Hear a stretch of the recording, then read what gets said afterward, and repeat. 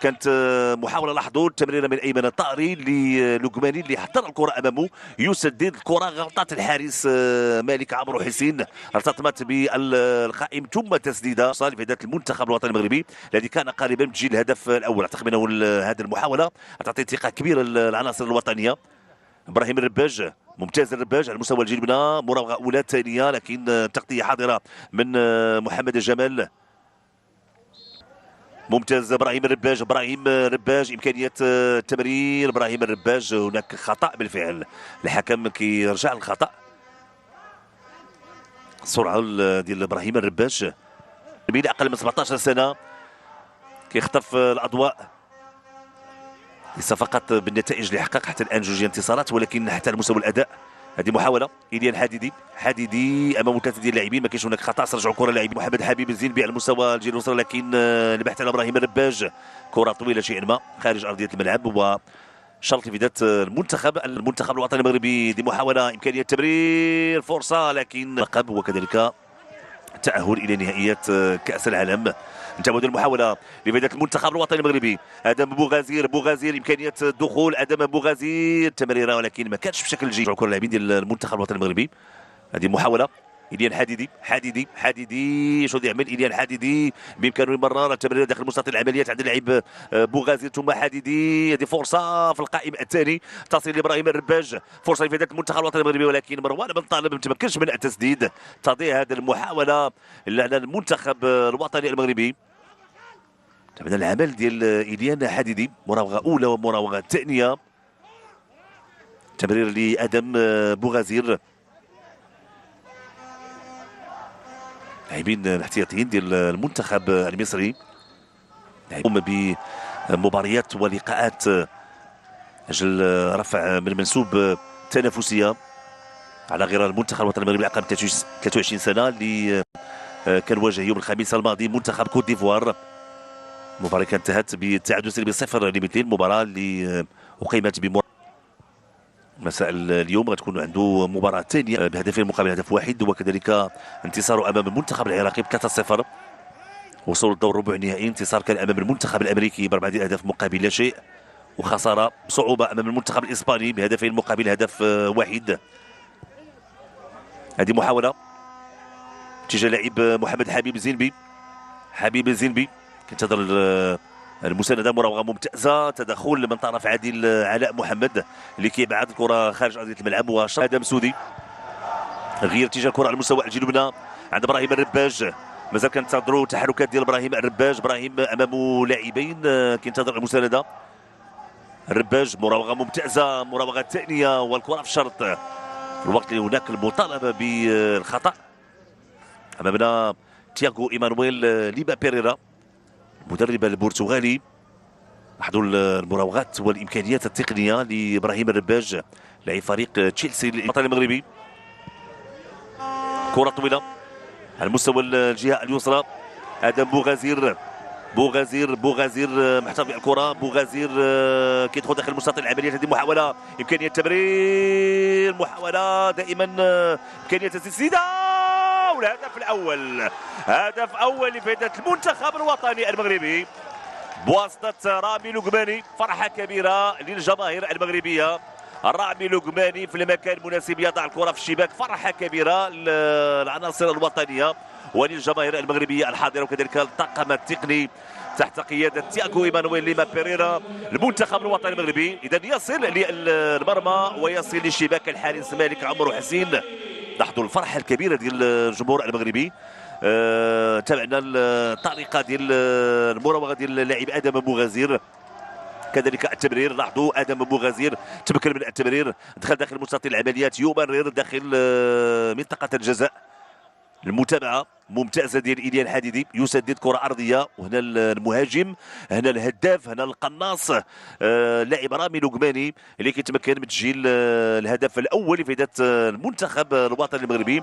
ونذكر بانه هذا الهدف الثالث لرامي لقماني في هذه البطوله، تالق ديال الاعلام المغربيه، هدف اللي غيعطي ثقه العناصر الوطنيه من اجل اضافه اهداف اخرى.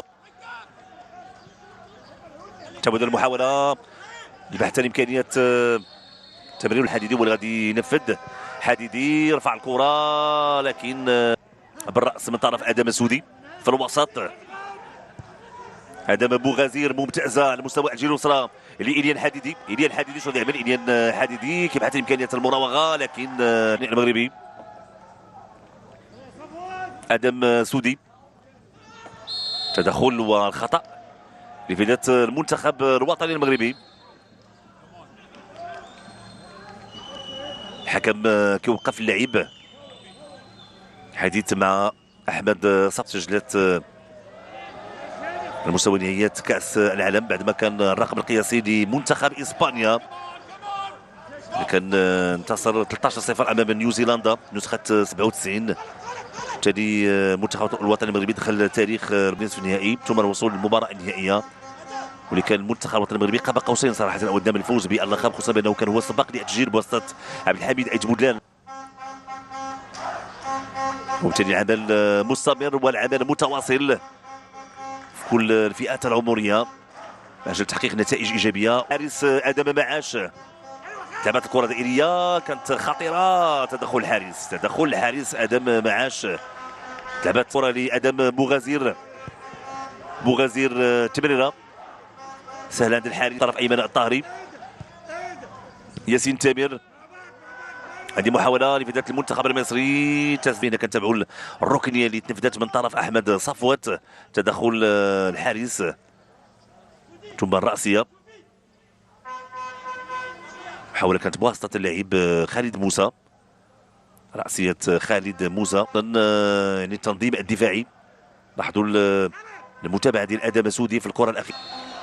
لعبت الكره الدائريه مرات جانبا. محاوله خطيره لفائده المنتخب المصري لحسن الحظ بانه مرات جانبا من القائم الايمن. كان المتابعه كذلك اللاعب عمر عبد الرحيم امام اللاعب محمود جمال كان هو الاقرب للتسديد الى جانب احمد صفوت.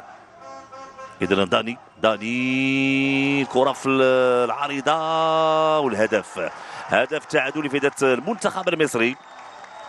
المنتخب المصري. دانيال تامر داني سدد الكره بشكل جيد. الكره تتمت بها العارضه. كانت المتابعه هدف اول. فرحه كبيره للجماهير المصريه بهدف تعادل. لاحظوا الفرحه ديال المنتخب المصري بهذا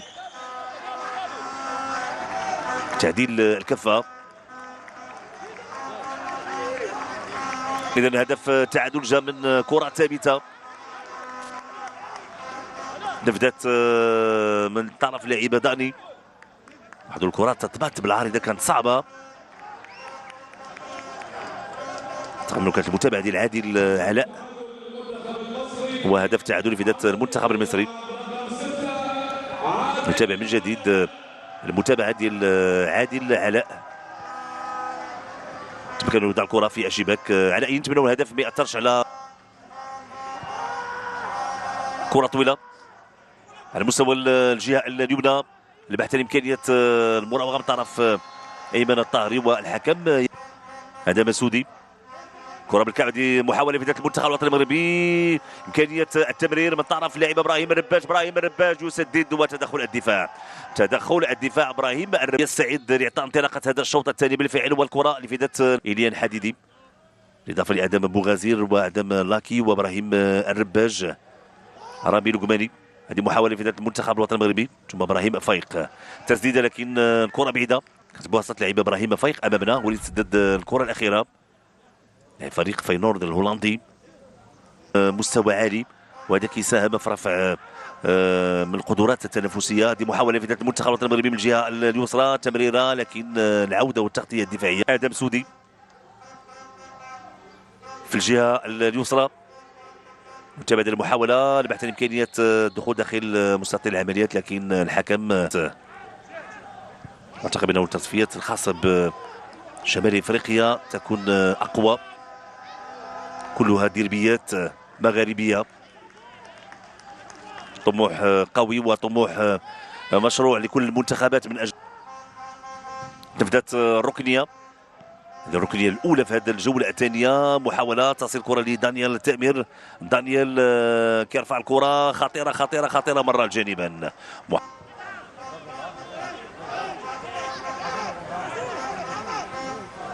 تنافس نتابع من جديد هذه المحاوله. دانيال تامر خذ الوقت ديالو الكافي، لازم ما نخلولوش مساحه، خصوصا هذا اللاعب دانيال تامر. لاحظوا رفع الكره بارتياح ثم اليسرى.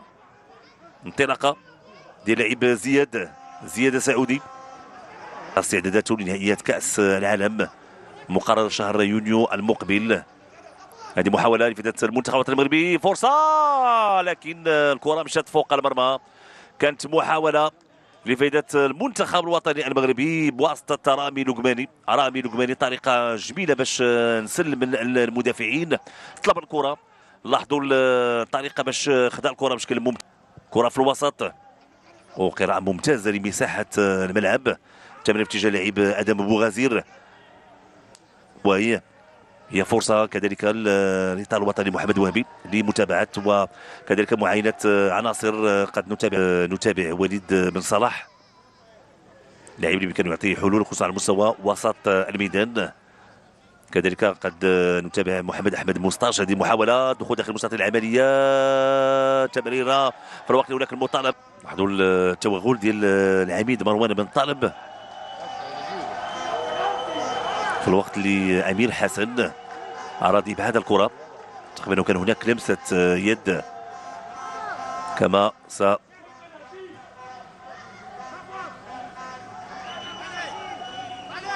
حبيب زينبي. رفعت الكره، دي محاوله راسيه وكره سهله. الخطا لفائده المنتخب الوطني المغربي. نتمنى انه يعطي الاكل ديالو. تلعبات الكره، تدخل بالراس. سبقت هذه المواجهه. المنتخب التونسي كيحقق اول انتصار. هذه محاوله تسديد ادم سودي، كره طويله. هذه محاوله لفائده المنتخب الوطني. 68 دقيقه لمرات الان على عمر هذه الجوله الثانيه. في الوقت محاوله لفائده المنتخب المصري، تسديده مرات جانبا. محاوله بعد دائما على المرتدات السريعه. سنتابع هذه المحاوله. احمد محروس ميدو ينسل على مستوى الجهه اليسرى، يسدد والكره كانت من المحاولات والفرص اللي شكلت خطوره. هذه محاوله لفائده المنتخب الوطني المغربي بواسطه عدنان بوجوفي. عدنان تدخل الحارس مالك عمرو حسين. دائما لفائده المنتخب الوطني المغربي مره اخرى داخل مستطيل العمليات، لكن التغطيه الدفاعيه من جديد على مستوى الجهه اليسرى لفائده المنتخب الوطني المغربي. تحرك ديال ادم بوغازير. هناك خطا بالفعل. هناك خطا والبطاقه لياسين تامر ابو القاسم. بالفعل كان هناك تدخل من طرف اللاعب والمدافع ياسين تامر. الحكم كان خطا. لاحظوا انه كان شد من القميص، صوره واضحه، وبالتالي البطاقه ياسين تامر ابو القاسم. هنا المحاوله يجيد الكرات الثابته. إليا الحديدي يلعب الكره في القائم الاول، لكن التغطيه على الكره ينتظر المسانده. تمكن من التمرير. هذه محاوله لكن الكره كانت بعيده شيئا ما على مروان بن طالب. امامنا العميد مروان بن طالب لاعب فريق اجاكس امستردام الهولندي. الجماهير المغربيه اكيد صغارا وكبارا الكل حاضر من اجل المساندة لفائده المنتخب الوطني المغربي. كان هناك كره طويله، خروج الحارس المنتخب الوطني المغربي سيكون في راحه. نتمنى هدف ثاني حتى انه يكون ان شاء الله لما لا هدف الانتصار. هذه محاوله ابراهيم الرباج رفع الكره ممتازه في القائم الثاني، لكن الكره كتمشي خارج ارضيه الملعب. في الوقت اللي الحكم كان عند ضربه مرمى. كان البحث على اللاعب ادم بوغازير اللي انطلق. سنتابع من جديد جاز وليد كيمرر لادم اللاكي. دي محاوله لفائده المنتخب المغربي، تسديده، تدخل الدفاع اللي كيبعد الكره دائما لفائده العناصر الوطنيه. ادم اللاكي، مراوغه ممتازه لمروان بن طالب. هذه محاوله تصل لابراهيم الرباج. تدخل الحارس مالك عمرو حسين. ممتاز ابراهيم الرباج، طريقه توغل. ابراهيم الرباج كيلعب كره في القائم الثاني. دائما محاوله داخل مستطيل العمليات، المراوغه بامكانيه تسديده. ما تمكنش اللاعب اعتقد المنتخب الوطني المغربي. تدخل امام لاعب. نتابعوا هنا المراوغه ديال ادم اللاكي. لاحظوا عدنان بوجوفي، يعني تمنيت لو سدد الكره مباشره دون انه يحصلها. المراوغه ممتازه لادم اللاكي، يسدد تدخل الحارس تصل لعدنان بوجوفي، حصل الكره في الوقت اللي بغى يسدد، لكن لقى امامه لاعبين والمدافعين ديال المنتخب المصري الذين ابعدوا الكره. لاحظوا ابعاد الكره. الوطنيه تحاول البحث عن الحلول، البحث عن امكانيه الوصول. هذه محاوله تمرير، هذه تنفذ الشرط طرف المدافع ايمن الطاهري. هذه محاوله تسديده، لكن المنتخب المصري لاعب زياد سعودي لدهم حبيب. لازم حراسه فرديه، لعبات الكره الراسيه، تدخل والتغطيه الدفاعيه، تسديده والكره سهله في يد الحارس ادم معاش. هذه محاوله لفتة العناصر الوطنيه عند لاعب مروان بن طالب يسدد محاوله.